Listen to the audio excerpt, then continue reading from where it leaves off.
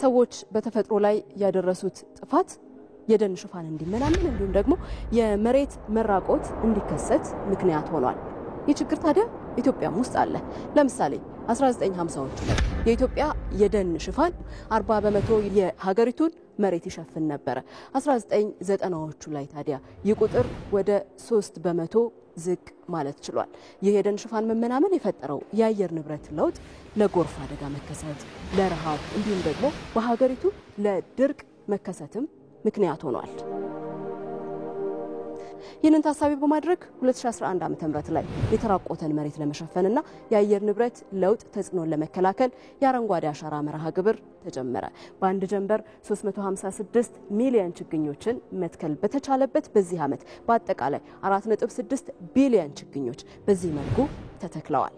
እነዚህ ችግኞች የመልክዓ ምድሩን ገጽታ መቀየር የቻሉ እንዲሁም ደግሞ የምግብ ዋስትናን ለማረጋገጥ በሚደረገው ጥረት ውስጥ ትልቅ አበርክቶ መስጠት የቻሉ ናቸው። ታዲያ ቁጥር እያደገ መጥቶ በአመት 7.6 ቢሊዮን ችግኝ መትከል ተችሏል። የ2016 ዓ.ም መርሃ ግብር ለዚህ ማሳያ አድርገን ማንሳት እንችላለን። እንግዲህ ባለፉት 6 ዓመታት 40 ቢሊዮን ችግኞች በአገር አቀፍ ደረጃ ተተክለዋል። እነዚህ ችግኞች ከአካባቢ ጥበቃ ባለፈ የምግብ ዋስትናን ለማረጋገጥም ጭምር የሚረዱ ናቸው። የፍራፍሬ የመኖ እንዲሁም ደግሞ የውበት ችግኞችም ተተክለዋል። በዚህ ሂደት ታዲያ 20 ሚሊዮን በላይ ዜጎች ናቸው የተሳተፉት። ይህ ለውጥ ተኮር ተግባር የኢትዮጵያን የደን ሽፋን ከ17.2% ወደ 23.6% ከፍ ማድረግ ያስቻለም ሆኗል። በየዓመቱ 92000 ሄክታር በላይ ደን የሚወድም ነበረ። ታዲያ አሁን ላይ 27000 ሄክታር መሬት መሆንም ችሏል። ይህ ቁጥር ይህ ማለት የአረንጓዴ አሻራ መርሃ ግብሩ 65000 ሄክታር ደንን በየዓመቱ መታደግ ችሏል ማለት ነው።